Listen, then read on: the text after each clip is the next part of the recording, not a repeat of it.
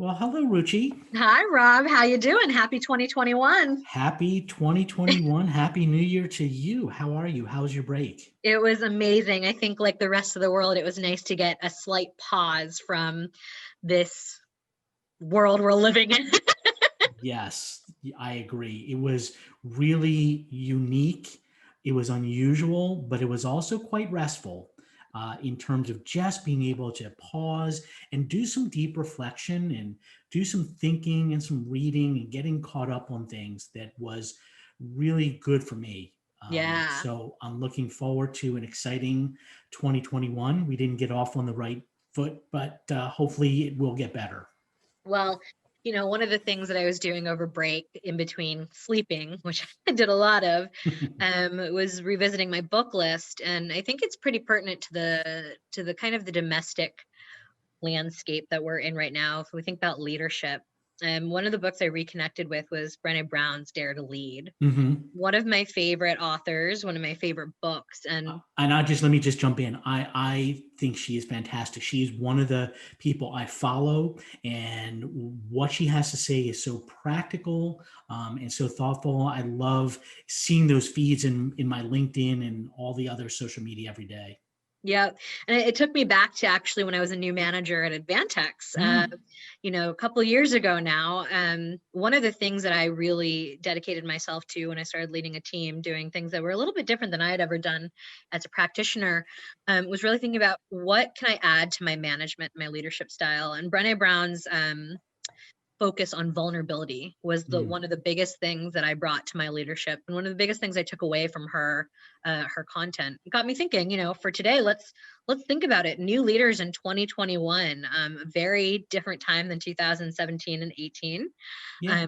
What should they be thinking about, and what should they be holding dear when they're thinking about being a new leader? So, in other words, we're really talking about I'm a new leader. What's on my curated playlist? Yeah, What absolutely. are the competencies? What are the things that I should be thinking about? Okay, that's a good topic. Let me think of a couple things here to get started, and I'll preface this by sharing. It's an area that I've been doing a lot of thinking about. It's also an area where I've been talking to a lot of people, Mm, a lot of senior leaders, a lot of executives, uh, quite a few HR business professionals and business partners who are really kind of struggling with the same thing, saying, okay, what are we doing here? What's the game plan? What's the curated playlist? So let me throw out, for purposes of our discussion, a couple of things here. I think that there are two initial buckets of playlist content that I would recommend as a new leader I would pursue. The first one is really around business foundations and business fundamentals, like literally business acumen 101. Um, how does a company make money? How does my company make money? Where's my place in this new world as a leader? As an individual contributor, I'm focused on my goals and objectives, but as a first-time leader, now I have a whole different perspective on this. So that's one thing. Then the second thing, then we can get into a little bit, is really the complement to that. It is the foundations of business leadership. Okay, what am I supposed to do? Like, you show up, hey, great, I'm a new leader, I have a team of people who are now looking up to me, but how do I set goals and objectives? How do I think about giving feedback? How do I deal with situations that aren't fun and they're filled with conflict? We have a strategy. How do we execute that strategy? And then those other softer things, such as being empathetic and listening and being vulnerable, to really build that inspiration. How do I do that? What's my starting point? So those are a couple things that come to mind. Curious your reaction. Yeah, I mean, absolutely. I would think that's the starter kit. That's absolutely, Starter kit. that's kind of the basic playlist, that, your Spotify wrapped, if you will, of your first year of leadership. I do think, reflections from my own leadership experience, what's often the toughest for new leaders is to reconcile moving from a doer to a like thinker, Yeah. moving from execution to strategy, and thinking about how are you managing a team of people who are going to do Yeah. while you're also thinking about the business implications. And I think one really powerful thing for me was really thinking about what are the personal, like, cultural things that you want to build on your team, Mm-hmm. and then what are your priorities. So for example, I knew I wanted my team to be very honest and to feel like they were actually having a direct line of communication to me whenever they had a problem. And so the thing that I focused on a lot was, how do you have coaching conversations? How do you create a culture of psychological safety and vulnerability? And that's something I'm still working on, but I think you don't always have to do everything as a new leader. Yeah. You really have to think about what's the environment you want to create for your team that's going to best carry out the business goals. And then what do you need to cultivate? And that's really an interesting point. And I'll share with you, I just had this conversation Monday or Tuesday with a senior leader who's having a difficult time with a couple people on her team. And she said, I keep coming back to these basics around empathy and listening and transparency. And in our conversation, she said, what it really comes down to is the first time somebody really messes up. And instead of being punitive and being that authoritative figure that says, I'm going to hold you accountable and punish you for doing something wrong, did I create that environment? Because listen, everybody else is looking. Was I transparent and say, okay, we messed up. We messed up. Not you messed up. We messed up. We didn't give you the right information. We didn't give you the right tools. But how do you take that as a moment to learn from, not only for that individual or those couple of people, but for the rest of the team? And I think that point that you made, transparency, really does come back to really simple things just like that. Yeah, absolutely. And I think if you think about, like, how do you cultivate that skill, especially as a new manager, especially when you're not necessarily able to see other people model it because you're not in the workplace anymore, you're on Zooms or you're Yeah. virtual. I think it's really important to couple, reading and self learning with actual learning experiences. So you think Mm-hmm. about, like, simulations, which you guys are that's your Yeah. bread and butter, but Yeah. also opportunities to just practice. So setting up time with your team, talking transparently through the goals, just having those Yeah. conversations. Yeah, and that's a really good point. How do you practice skills like that? How do you practice being a transparent leader? Um, I'll tell you one thing, and now you're getting me really to think about this, is how do you practice being an empathetic leader? Well, guess what? One of the things that you can do to be empathetic is to put yourself into literally the shoes of other people to understand where they're coming from, what their perspectives are, which then gets into a whole nother interesting category of diversity and inclusion. And I'm talking about diversity and inclusion beyond the things that people talk about and we must address in terms of race and sexual orientation and so forth.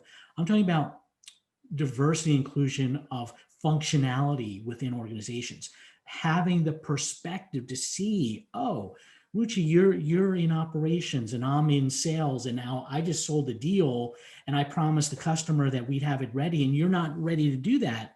And I'm not going to get mad at you, but I need to then have an empathetic perspective on what does it feel like to be in those shoes. I don't think new leaders have any opportunities to practice those sort of skills. Absolutely. One of the things I've been using in my current paradigm in instructional design has been persona-based learning. Hmm. We find it so interesting as instructional designers to be very, like, human-centered and Yeah. design-centered when we're building. You want to think about what's the end user thinking. But I've never in my career before now really thought about what's the persona I'm creating for this Yeah. learning journey, because I've tried to be a little bit of a catch-all. And it's difficult because you can't really hit the learning objective you need without thinking about specific learning um, See, content. interesting. Interesting. You just hit on something. I know you mentioned that in one of the times we were together about this persona based learning. And now, as I'm listening to you, I'm using my listening skills, it just struck me. We have been seeing this interesting trend in the simulations that we have been building on the leadership side where, and I know you'll appreciate this, in some of our older instructional design thinking, you took a role in the simulation and then you weave through a number of different scenarios and you came out of it at the end and you got a score and you got some feedback from that role. Well, we've now started our third different unique simulation where it's persona based. There's 12 scenarios, but you're 12 different people in those 12 scenarios. And now what you're doing is you're plopped down in the middle of a situation where there's conflict, and you're plopped down in the middle of a situation where you need to give feedback to somebody who's gone above and beyond. How do you do that? Interesting. I think, if we think back to this playlist again, I think the thing that I would take away for a new manager, and I didn't do this enough when I was first starting to lead, I felt so underwater, is really thinking about what are the different kind of experiences you want to pull from. You want to get experienced leadership perspective. You want to get frontline perspective. You want to get new manager perspective. You might even want to get perspective outside of your immediate business context. Think about your Yeah. customer or your consumer, your industry, really making sure that the sources that you're coming from are, I think, diverse is really important. Yeah, no, that's another great point. And one of the things that I've been doing is this time of year, there's so much information and resources. Everybody's publishing white papers and surveys and so forth. One of the data points that I recently reviewed was talking about what are some of the things that new employees and new leaders are prioritizing. And the number one thing on the list of one of the reports that I read was, how do I improve the customer experience? Which goes to your point about, I need to understand my customer. I need to focus on my customer, what we're doing, what's the value proposition. And that's then going to help inform me as a leader. How am I going to lead to get it done? Yeah, and I think the other challenging part I remember about being kind of a new manager, a new leader of a larger team, is also thinking about, what do you have to do first? What do you have to do short term? What do you have to do Mm, long term? How do you prioritize yeah. the competencies that you're building?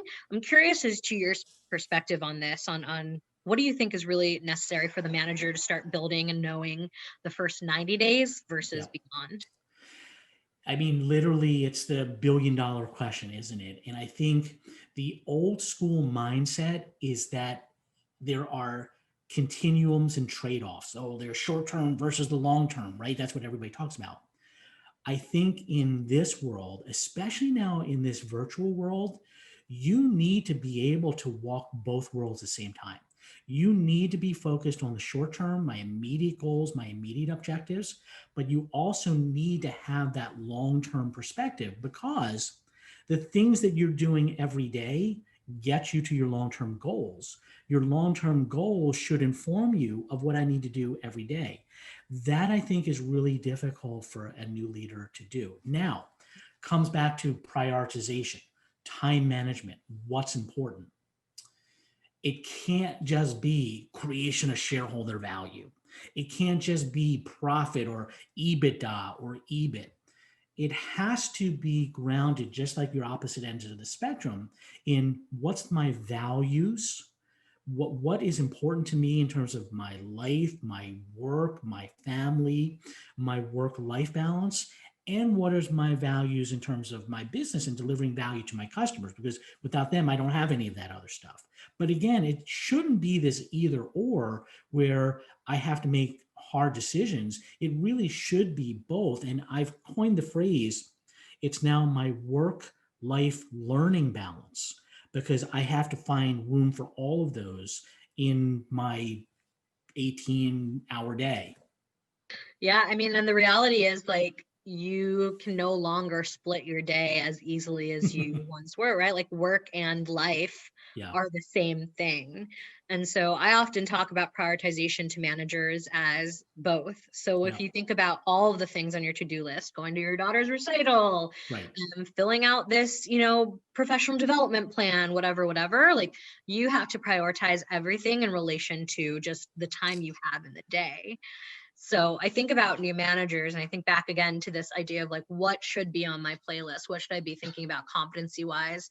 And it sounds like what we're saying is, like, first, get a really good grounding in kind of the strategic goals of the Yeah, company, understand what your edict is as a manager, and then create a vision for yourself. yes, What are the things you need to get done and want to get done for your team, for both the business and your own kind of, I'll say, like, cultural development. Yeah. And I think where a lot of new leaders struggle is understanding what levers am I pulling to get there. They do have a sense of what it is I want to do, what are my values, what are my goals, but then over and over again, I think we've seen, but I don't know how to prioritize. I don't realize that if I pull this lever, I'll get this result. And I think that's where that learning has to come in. And some of it's experience, as you become a more experienced leader. But guess what, Ruchi? People don't have the time to you know, go to a job and do it for 6 years and then, oh, you'll get the experience. We need to figure out ways of building experience in a much shorter time horizon. Yeah, and I think actually this has a lot to do with managing up as well. This is something that I've learned. Whether you are kind of a new to the company or new to the role, you have to really get a sense of the support you have from leadership above you, Yeah. and really advocate for yourself and say, here are the areas where I need to grow. I need a mentor. I need a coach.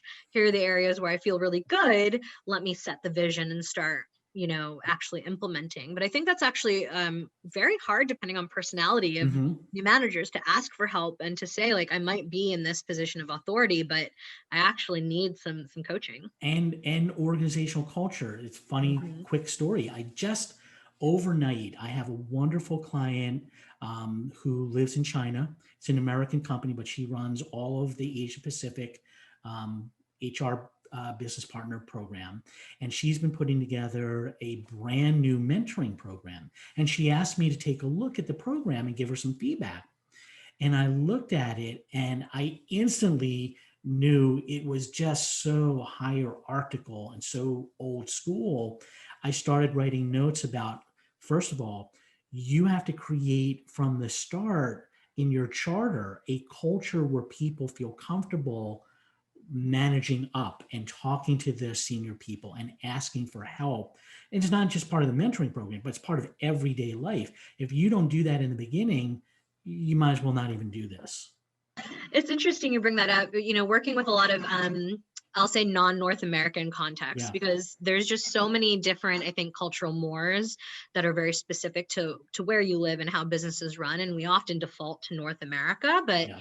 you know, I actually think it's quite an interesting challenge for learning and development companies to understand, how do we actually do things like coaching and culture development in a place where actually command and control is the way that they've done things for years and years, and it's actually, it gets results. So how do you build a culture where feedback and coaching gets the Mhm. same outcome as we want them to get, when that might not be what is going to work for your particular client? Right. And I think that's another thing for a new manager to grapple with. Well, I'm getting all of this, like, I'm getting all of this content from this learning that I'm doing, but it's really not meshing with what my reality is. And add into it, as we started our conversation, it's all virtual. Hmm. So, in the moment feedback where you just had a situation, whatever that is, and you want to just pull somebody to the side or hop into an office or go grab a coffee and talk about, you don't have that. So if you're going to do in the moment feedback, you have to schedule it.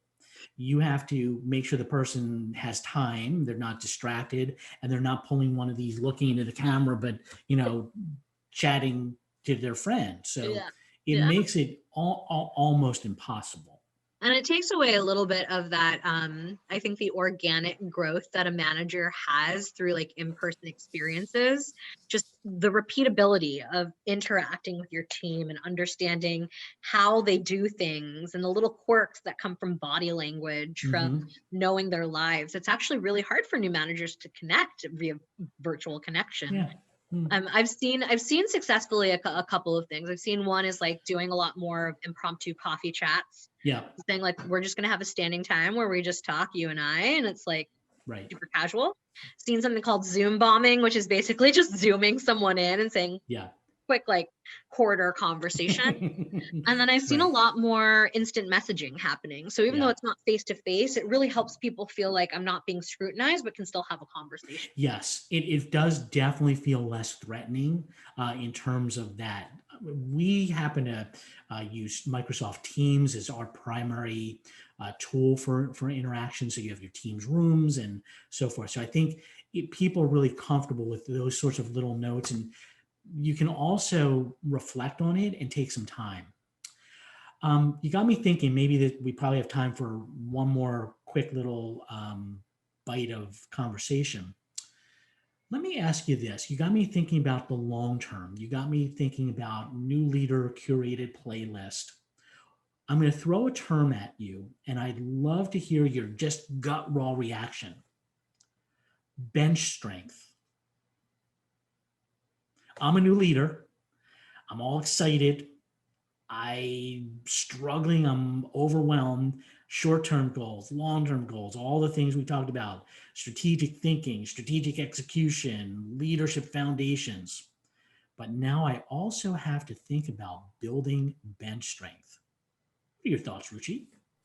Well, I have very personal acquaintance to that particular challenge. I know it very well, and I think it's a tough one because it's something that's not necessarily in your control as a new manager. Yeah. You're given a team. You might not have hiring privileges, or you might, but the market just isn't there. Mm-hmm. And what you're wrestling with is varying abilities, varying mindsets, varying competencies and desire, skill, will. And so my best advice is one, to really get an understanding of the need.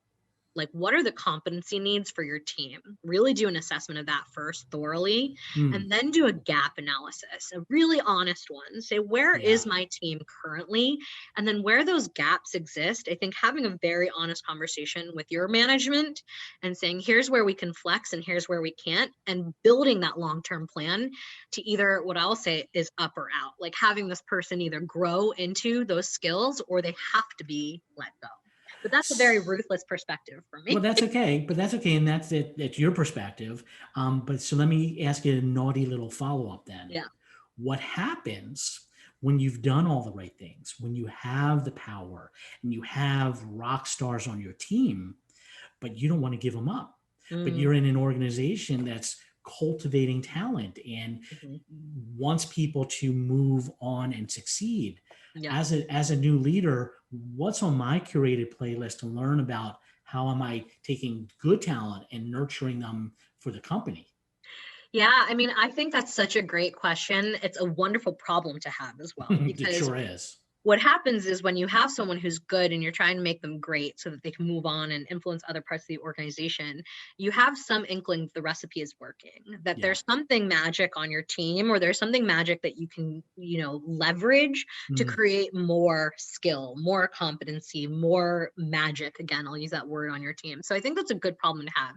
I think in terms of a new manager, like what should be on their playlist, I think it's really thinking about how do you help people think about their, again, gap areas, or where their need or their competencies converge with the skills that are needed for that role, and then say where there's overlap in terms of their skill area and the needs, how can you accelerate? What's Mm. the next thing on your horizon? Where do you want to grow? Where are you not feeling so strong so we can get you strong? It's really playing that role of a coach, being facilitator of those skills, and giving them the opportunity they need to flex and grow. One of my biggest things is I've spent most of my career in a perpetual state of discomfort, like always learning, always feeling a little bit kind of like I'm punching above my weight, but that's how I've grown, Right. and it's how I've learned. And I believe it's kind of part of the value I bring to organizations. You do. Yeah, you absolutely do. Well, great. This was awesome. We have started the new year off with a great, thoughtful conversation. I learned a lot here. It's helped Same. me think about the advice that we can give to our collective clients about the curated playlist for new leaders. Terrific. Absolutely. And as always, if viewers have any thoughts, please leave them in the comments below. We'd love to learn from you as well. Absolutely.